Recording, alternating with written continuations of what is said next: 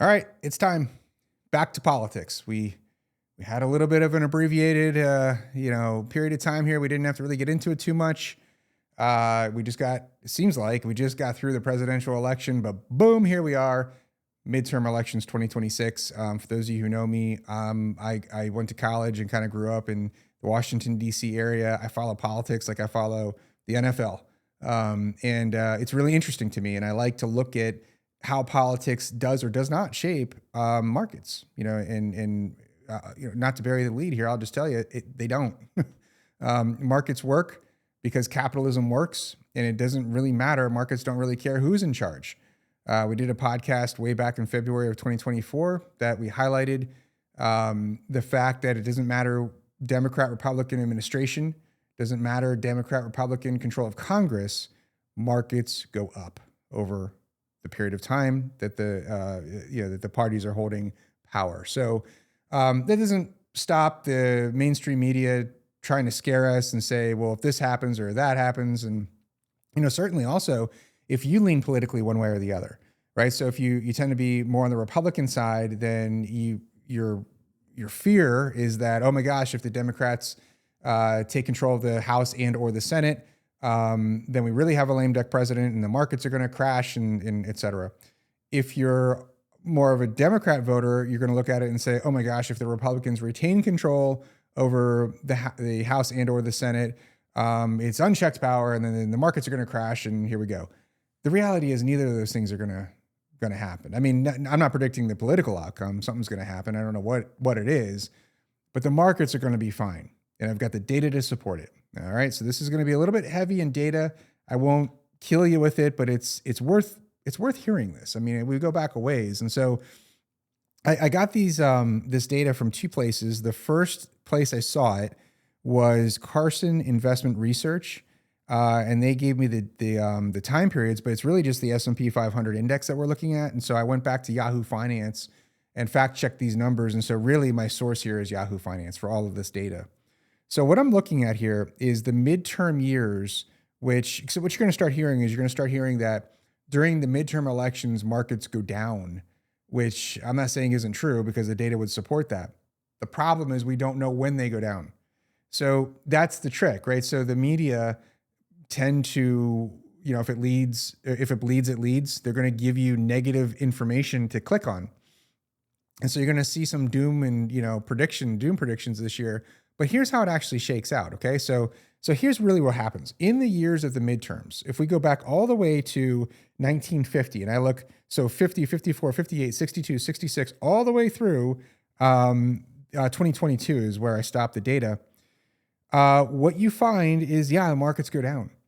But what you also find is 1 year from that low, whenever it bottomed out, 1 year from that date, they're always up and they're up significantly. And so, in fact, the average positive return, get this, the average positive return 1 year after the bottom during the midterm years is over 30%. Over 30%. So what you would think is, okay, great. If we know that the data says that markets go down during the midterms and they're up 30% on average from the bottom, why don't we just go to cash and then get back in?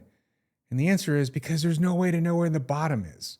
There's no way. And I mean, honestly, if there was a way, I would tell you. I would find it and I would tell you. But here's what I found. In 1950, the date of the low happened to be July 17th. Okay, that was the low point of the market that year. A year later, it was up over 31%. In 1954, the date of the low was August 31st, up 44%. A year later, in 1958, I'm just going to start reading these kind of quickly.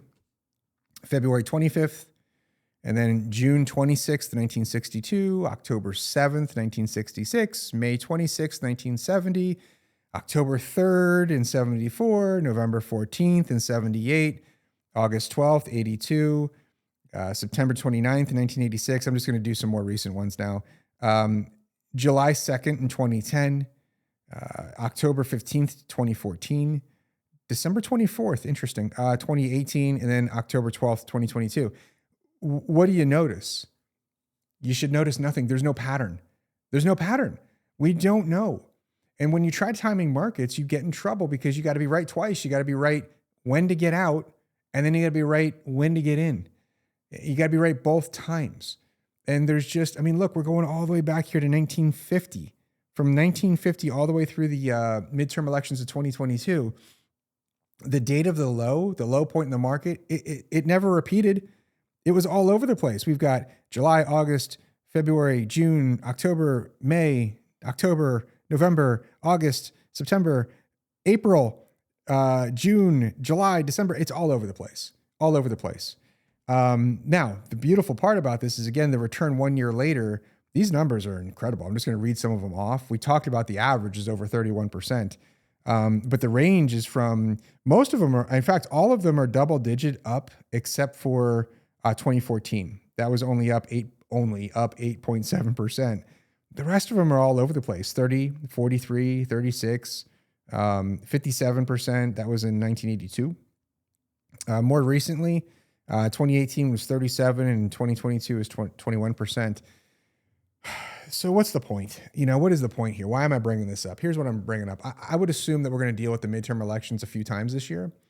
But what I wanted to get out there first is that, look, politics and policy matter to you and to me, right? We all have our policies that we want to see happen.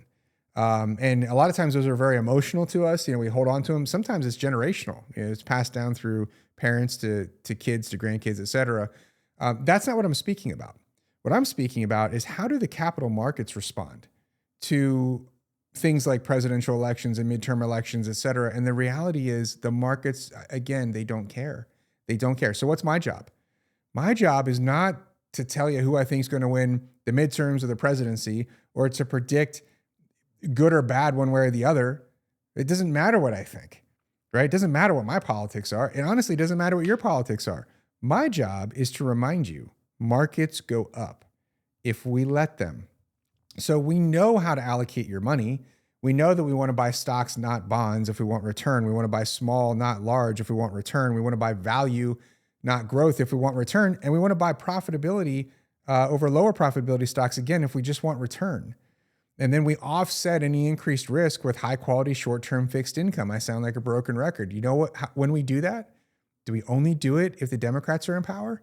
Or do we only do it if the Republicans are in power? No, we do it all the time.